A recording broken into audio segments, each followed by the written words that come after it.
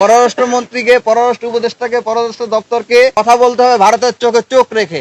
যেখানে সশস্ত্র লীগ পাবেন তাদের প্রত্যেককে ধরে ধোলাই দিয়ে পুলিশের হাতে সোপর্দ করবেন। দিতেছে টাকা দিলে ছেড়ে দিচ্ছে, তখন তারা সাহস পেয়ে গেছে। এখন তারা গর্ত থেকে বের হয়ে স্বপ্রণোদিত হয়ে তারা এখন নিজেদের ব্যানারে তারা এখন অস্থিতিশীল পরিবেশ সৃষ্টি করার জন্য প্রকাশ্যে ঘোষণা দিছে যে একটা ফেরাউন না নমরুদ কি যেন বলা হয় না, যে হচ্ছে বাংলাদেশের নাগরিকত্ব ত্যাগ কইরা লন্ডনের নাগরিকত্ব গ্রহণ করছে, সে এখন ওইখানে দেশে বসে ভিডিও বার্তা দেয় বাংলাদেশে অস্থিতিশীল পরিস্থিতি সৃষ্টি করার জন্য। আর একদিকে চার্চের মধ্যে এসে ককটেল ফাটায় তাদের নিষিদ্ধ ঘোষিত সন্ত্রাসীরা। আর এদেরকে ফেসিলিটেট করতেছে কারা? এদেরকে সহযোগিতা করতেছে কারা?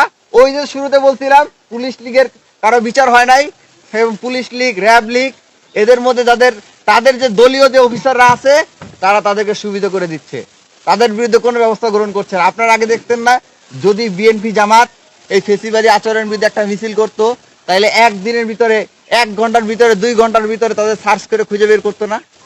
তাহলে এখন এরা বছরের পর বছর ধরে, মানে একদম 1.5 বছর ধরে টানা ফেসবুকে পোস্ট দিতেছে, গুপ্তসারে মিছিল করতেছে, স্লোগান দিতেছে, বিভিন্ন জায়গায় ব্যানার টানানোর মতো দুঃসাহস দেখাইতেছে। তাহলে পুলিশ তাদেরকে ধরতেছে না কেন? পুলিশ তো তারা ধরতে চায় না, বরঞ্চ পুলিশ তাদেরকে ছেড়ে দেয়। এই প্রশাসন তাদেরকে ছেড়ে দিচ্ছে। আমরা দেখতে পাইছি অনেক গণহত্যার সাথে সরাসরি জড়িত ছিল, তাদের অনেকের জামিন হয়ে গেছে। জামিন হয় কিভাবে? তাদের তো বিচার হওয়া দরকার ছিল, কিন্তু জামিন হলে কি হবে? তো এই যে এইভাবে পুলিশ সরকারের মধ্যে যারা কিছু কিছু উপদেষ্টা, আমি কারো নাম বলতে চাই না, আমরা প্রয়োজনের সামনে নামও বলবো, আমাদের কাছে তথ্য আছে, তারা সন্ত্রাসী এই লীগদেরকে পুনর্বাসিত করার জন্য নানা রকম পদক্ষেপ গ্রহণ করতেছে, লীগকে ফিরে আনার ব্যাপারে নানা ধরনের পদক্ষেপ গ্রহণ করতেছে। এর মধ্যে কিছু বক্তব্য তো আপনারা জানেন, আসিফ নজরুল সাহেব তো ঘোষণা দিয়েই বলছেন যে তিনি আওয়ামী লীগ নিষিদ্ধ করাকে পছন্দ করেন। অনেক উপদেষ্টা তো ঘোষণাই দিচ্ছেন। এরকম তারা যদি এখনো সাবধান না হন, তাহলে আমরা তাদের ব্যাপারে প্রকাশ্য অবস্থান নিতে বাধ্য হব। আজকে যখন এই পুলিশ, র্যাব এবং অন্যান্য আইন শৃঙ্খলা রক্ষাকারী বাহিনীরা এবং সরকারের বিভিন্ন প্রশাসনের অভ্যন্তরীণ অফিসাররা যখন এই ব্যাপারে কোনো পদক্ষেপ গ্রহণ করছে না, তখন তারা সাহস পেয়ে এখন বিভিন্ন জায়গায় তারা ককটেল ফুটানোর মতো সাহস দেখাচ্ছে, ঝটিকা মিছিল করার মতো সাহস দেখাচ্ছে। ইতিমধ্যে আপনারা দেখেছেন কয়েকটা বাসে তারা আগুন দিচ্ছে।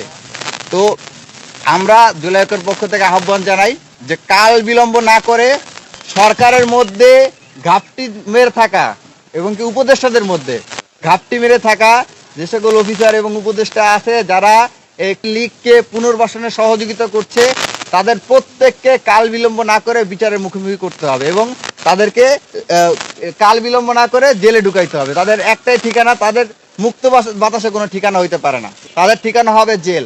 আর দ্বিতীয়ত সন্ত্রাসী লীগ প্রত্যেকে গ্রেপ্তার করতে হবে। যারা যারা ভিডিও বার্তা দিতেছে বিভিন্ন জায়গা থেকে, বিভিন্ন জায়গায় বাড়ি গ্রাম থেকে লুকায় লুকায় ভিডিও বার্তা দিতেছে, তাদের প্রত্যেককে ট্রেস করে গ্রেপ্তার করতে হবে। পাশাপাশি আমরা দেশবাসীর প্রতি আহ্বান জানাবো যে এরা যেভাবে গণহত্যা চালাইছে, এদের আর কোনো রাজনৈতিক তো বটে কোনো অধিকার থাকার কোনো রাইটস তাদের নাই। তাদেরকে যেখানেই পাবেন আপনারা নিজ হাতে তাদেরকে প্রতিহত করবেন। দেশবাসীর কাছে আমরা আজকে এখান থেকে জুলাই ঐক্যের পক্ষ থেকে আমরা আহ্বান জানাচ্ছি যে আগামী 14 তারিখ পর্যন্ত, আজকে থেকে আগামী 14 তারিখ পর্যন্ত তারা বিভিন্ন স্থানে, পাড়া মহল্লায়, পথে ঘাটে তারা টহল বসাবেন এবং আমাদের যে জুলাইয়ের যে হাতিয়ার ছিল, বাঁশের লাঠি এবং পাইপ, সেইগুলো নিয়ে টহল বসাবেন এবং যেখানে লীগ পাবেন, যেখানে সশস্ত্র লীগ পাবেন, তাদের প্রত্যেককে ধরে ধোলাই দিয়ে পুলিশের হাতে সোপর্দ করবেন। এবং আমাদের জুলাই ঐক্যের আগামী 3 দিনব্যাপী যে কর্মসূচি আছে, সেই কর্মসূচিটা আমরা ঘোষণা করছি। ও জুলাই সনদ বাস্তবায়নের দাবিতে আগামী 12ই নভেম্বর, মানে আগামীকাল, আমাদের 4টা বিভাগীয় শহরে আমাদের বিক্ষোভ মিছিল অনুষ্ঠিত হবে। প্রথমত ঢাকায়, দ্বিতীয়ত চট্টগ্রামে, তৃতীয়ত বরিশাল এবং চতুর্থত সিলেট। এই 4টা বিভাগীয় শহরে জুলাই ঐক্যের বিক্ষোভ মিছিল অনুষ্ঠিত হবে।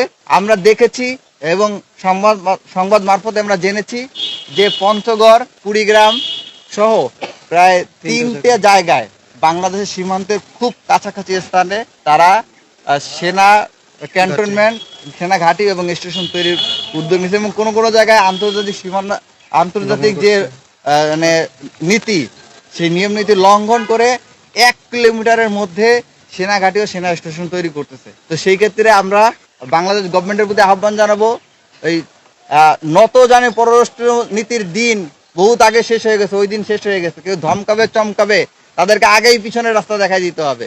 পররাষ্ট্রমন্ত্রীকে, পররাষ্ট্র উপদেষ্টাকে, পররাষ্ট্র দপ্তরকে কথা বলতে হবে ভারতের চোখে চোখ রেখে, চোখে চোখ রেখে জবাব দিতে হবে তারা কোন সাহসে এই ধরনের বাংলাদেশের নিরাপত্তার জন্য হুমকি, এই ধরনের পদক্ষেপ তারা গ্রহণ করলো।